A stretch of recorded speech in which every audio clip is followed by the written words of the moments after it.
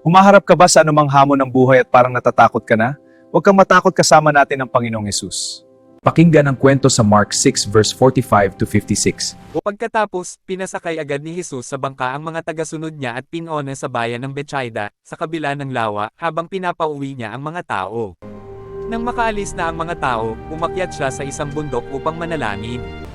Nang gumabi na, nasa laot na ang bangka at siya na lang ang naiwan.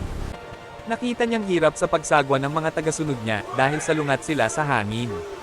Nang madaling araw na, sumunod sa kanila si Jesus na naglalakad sa ibabaw ng tubig.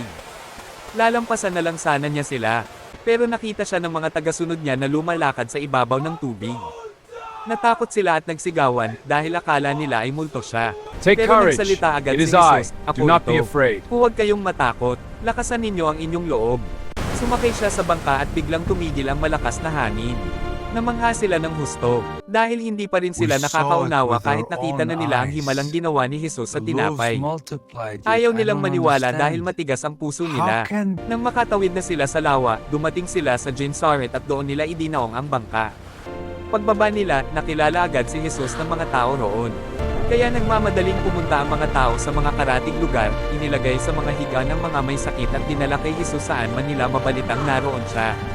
Kahit saan siya pumunta, sa nayon, sa bayan, o sa kabukiran, dinadala ng mga tao ang mga may sakit sa kanila sa mga lugar na pinagtitipunan ng mga tao.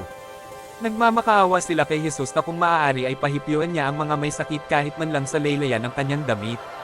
At ang lahat ng nakahipo ay gumaling.